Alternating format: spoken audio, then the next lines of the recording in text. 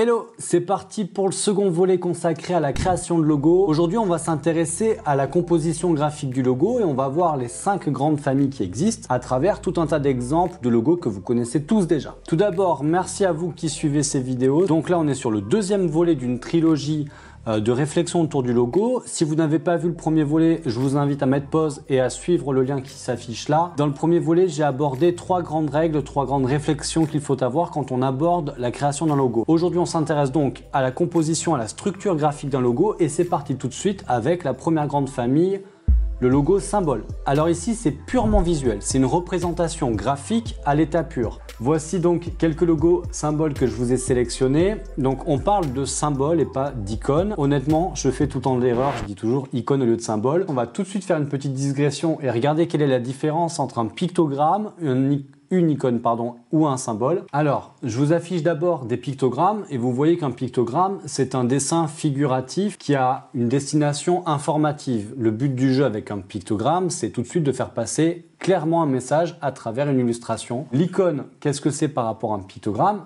L'icône, c'est un peu un pictogramme qui est stylisé. On utilise souvent le terme d'icône pour des logiciels, des applications, ce genre de choses. Là, je vous ai mis 3 différentes icônes. Et vous voyez donc que la première, l'icône d'iTunes, enfin le service musique maintenant chez Apple, ça reprend un pictogramme d'une double croche, d'une note de musique, qui est entouré par un cercle qui, à mon avis, fait allusion à l'anneau qui équipait les premiers iPods. Chez Samsung, on reprend la note de musique, donc cette fois-ci on est sur une simple croche et pas une double. Donc vous voyez que là on commence à se rapprocher du symbole qui est dans un logo, parce qu'avec l'icône, on est toujours sur quelque chose d'un peu figuratif, mais un peu plus stylisé. Et le troisième, c'était le casque de, je pense que ça c'est le service multimédia de Google. Vous voyez comment on peut à travers des pictogrammes les styliser pour créer des icônes.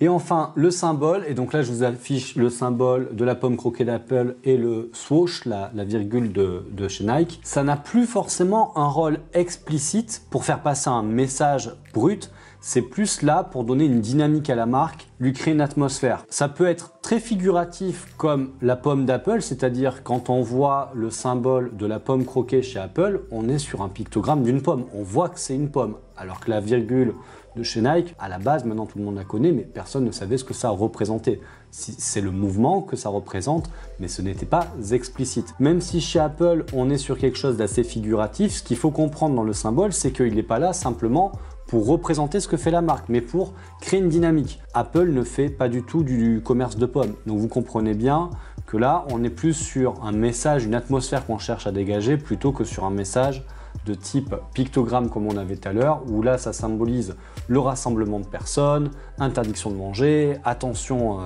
au feu, ou vous voyez des symboles aussi pour des services comme formation, enseignement, paramètres, réglages. Donc là voilà, avec les pictogrammes on est sur un message très informatif, alors que sur des icônes on est sur de l'informatif. Il faut comprendre quand on est sur toutes ces applis que ça va être ma musique, mais on est un peu plus stylisé, et avec le symbole on est vraiment dans la symbolique. Voilà, on va pas perdre plus de temps là-dessus, mais c'était juste pour vous montrer un peu la différence qui pouvait exister entre un pictogramme, un symbole et une icône. Donc voilà, ce qu'il faut voir, c'est qu'avec cette première famille des logos symboles, toute la marque s'appuie vraiment sur un dessin pour communiquer. Et c'est du coup souvent le cas de marques qui sont déjà très bien implantées, parce que si vous demain vous créez une marque et que vous mettez juste un symbole et pas le nom de votre marque à côté, difficile que les gens devinent et connaissent votre marque. Et tout de suite, on passe à la deuxième famille avec le logotype. Alors aussi appelé logo texte ou mot symbole, le logotype, comme vous l'aurez compris, est purement textuel.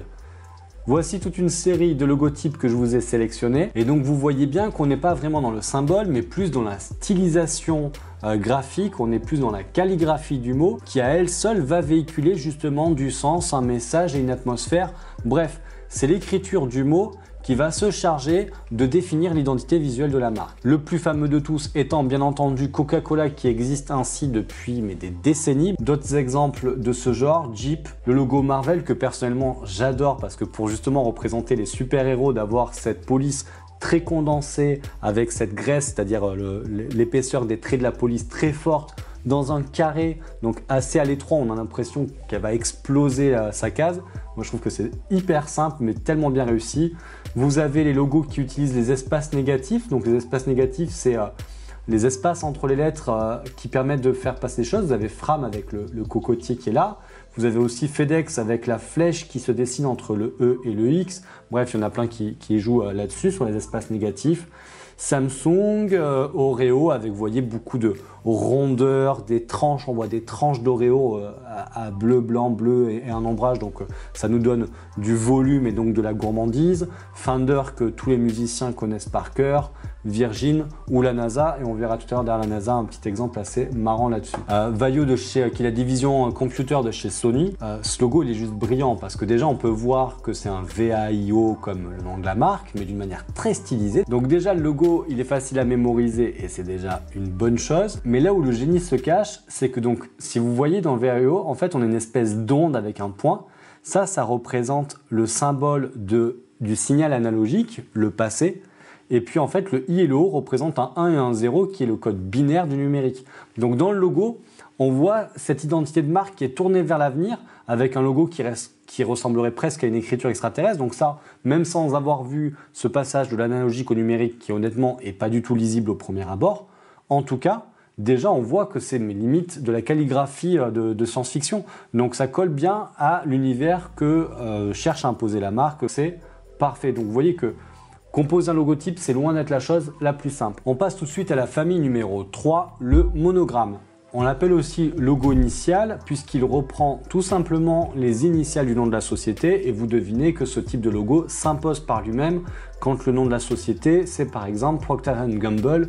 Un peu compliqué, mais ils auraient très bien pu trouver un symbole et puis écrire Procter & Gamble à côté ou pas écrire du tout et utiliser que le symbole.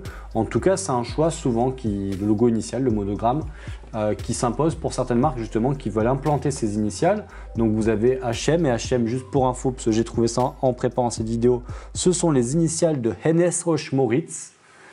Donc voilà, on va dire que H&M c'était quand même beaucoup plus simple. Vous avez Helvet Packard, vous avez Warner Bros, Chanel, la CNN, Louis Vuitton ou encore Volkswagen. Et d'ailleurs pour Volkswagen, vous voyez, je vous ai mis l'évolution du logo parce qu'il a été refondé assez récemment, en 2019 il me semble. Et du coup, vous voyez qu'ils ont un peu cédé à cette tendance qui va vers le flat design. Donc pour info, le flat design, c'est le fait qu'on évite justement d'avoir, comme on avait beaucoup au début des années 2000, des reliefs, des reflets, des brillances. Là, on est sur un aplat. Il y a cette tendance qui existe du flat design depuis 5, 7, depuis quelques années et qui consiste justement à aplatir un maximum, à simplifier le design en enlevant tout ce qui est relief et compagnie, tout simplement pour le rendre encore plus mémorisable. Je vais peut-être vous le dire plusieurs fois dans cette vidéo, mais je vais vous le dire déjà tout de suite.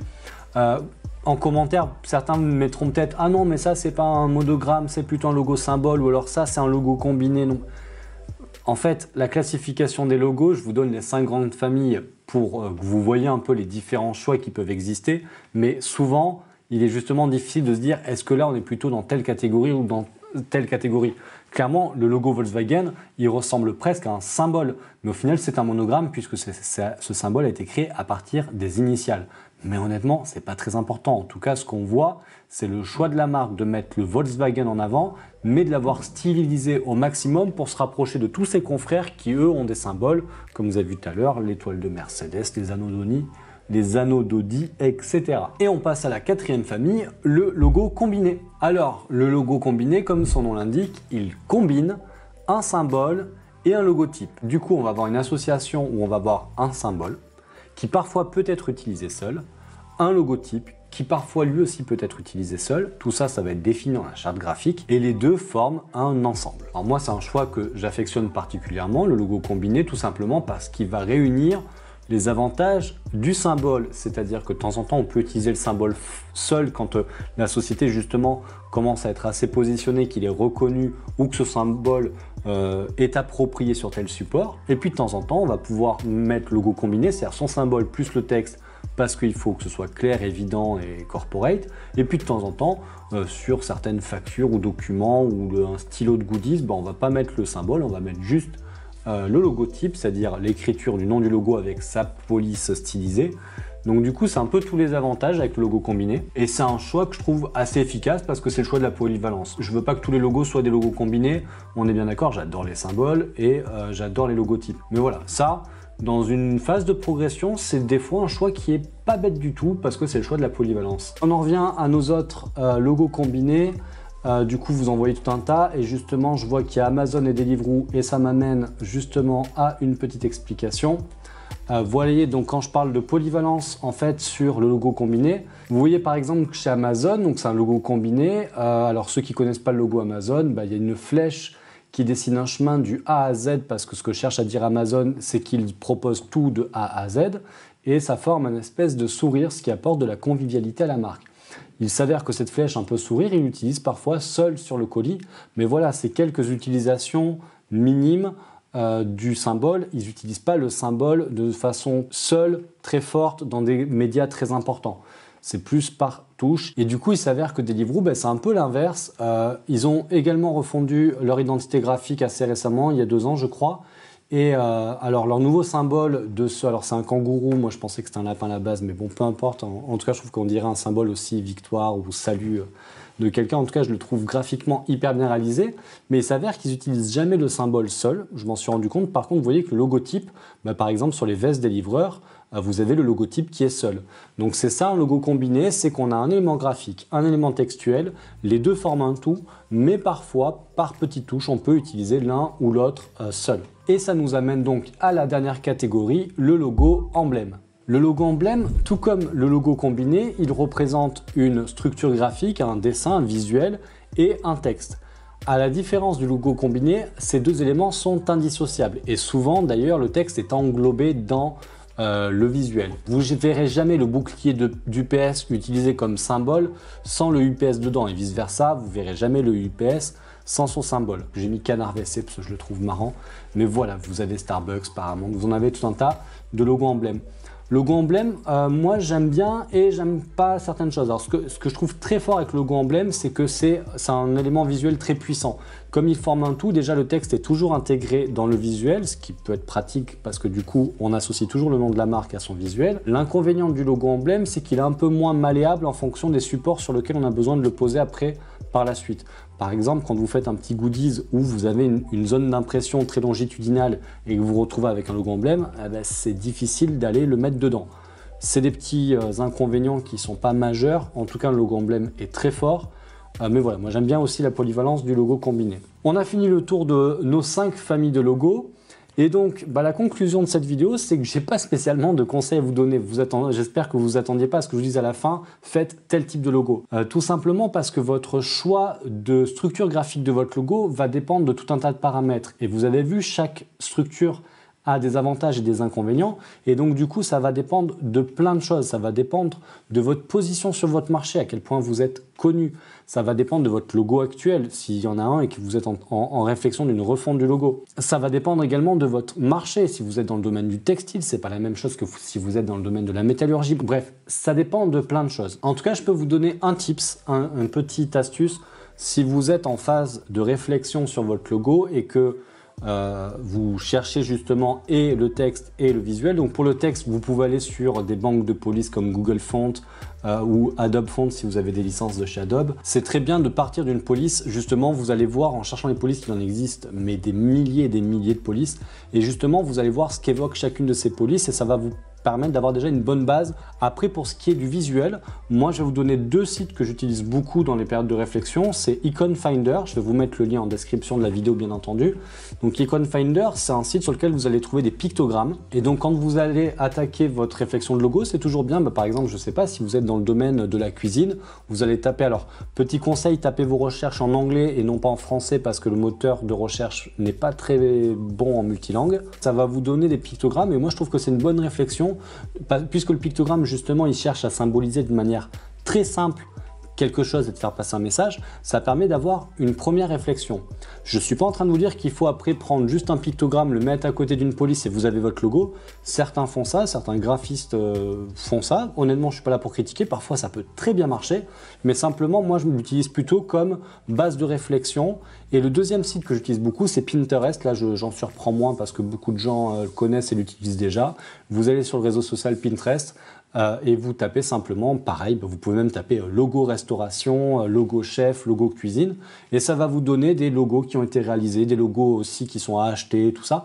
Et c'est très bien, non pas pour copier, plagier qui que ce soit, mais tout simplement pour s'inspirer, pour voir quels sont les éléments visuels et les manières d'écrire les choses qui sont plutôt employés dans tel secteur. Donc moi, j'utilise souvent ça dans toute ma base de réflexion. Donc voilà, avant de vous laisser, sachez que je vais mettre en description de la vidéo tout un tas de liens vers justement des logos qui ont évolué, des petits articles qui peuvent vous intéresser. Vous avez par exemple l'évolution de ce logo de McDo dont je vous parlais tout à l'heure. Vous voyez comment justement ce logo a énormément évolué au fil des années et en fait maintenant aujourd'hui c'est plus qu'un symbole. Vous avez plus récemment Mastercard qui eux aussi ont abandonné le logo combiné pour le logo symbole. Tout simplement parce que voilà, ils ont jugé, encore une fois, comme je vous l'ai dit tout à l'heure, quand le symbole devient tellement fort, le rond rouge et orange de Mastercard, je pense qu'on le connaît tous, bah, du coup, là avant, il était un emblème, vous voyez, puisque le Mastercard était intérieur et jamais utilisé seul. Puis il est devenu logo combiné, et de temps en temps, ils utilisaient les ronds seuls. Maintenant, ils ont refondu leur charte graphique et c'est devenu un logo symbole. Et on va se quitter avec un dernier petit truc assez marrant, le cas de la NASA. Moi, c'est un cas que je trouve juste génial parce qu'en fait, ce qu'il faut savoir, vous trouverez, j'ai plus l'article que j'avais vu là-dessus, mais ça remonte. Mais ce qui est assez marrant, c'est que le logo de la NASA, en fait, il y a deux logos. Ils ont eu un premier logo, vous verrez, vous trouverez des articles sur le web là-dessus, ils ont eu un premier logo. Et puis à un moment, ils ont complètement refondu le logo, ils ont fait celui-ci. Et puis en fait, on se rend compte aujourd'hui qu'ils n'ont toujours pas tranché sur quel logo ils allaient utiliser. Comme vous pouvez le voir dans le dernier lancement que j'avais suivi en direct de la fusée de chez SpaceX, où en fait, je me suis rendu compte au début, je dis ah bah finalement ils ont statué pour ce logo-là. Puis je me suis dit bah non, bah, ils ont l'autre logo sur leur combi. Et puis pareil, après, au moment d'embarquer dans la voiture, bah, on voit qu'il y a le gros logo NASA rouge ici, et puis l'ancien emblème là. Ils ont le logotype et l'emblème, ils ont deux logos. Et c'est marrant qu'une grosse société comme la NASA n'ait toujours pas choisi son logo et oscille entre ces deux-là. Je ne sais pas du tout d'où ça vient, mais j'ai trouvé ça assez marrant. En tout cas, ça les rend uniques. Et les deux logos, moi, je les trouve vraiment très cool. Donc du coup, je comprends qu'ils aient un peu du mal à décider. Donc voilà, j'espère que cette vidéo vous aura été utile, qu'elle vous aura permis d'un peu mieux comprendre les différentes organisations graphiques d'un logo. Dans le prochain épisode, on s'attaquera au gros dossier des couleurs et une fois qu'on aura fini ça, j'ai deux logos qui m'attendent, donc il va falloir que je me mette à réaliser des logos moi-même. Je vous dis à très vite et surtout n'oubliez pas de laisser un petit pouce bleu sous la vidéo. Salut!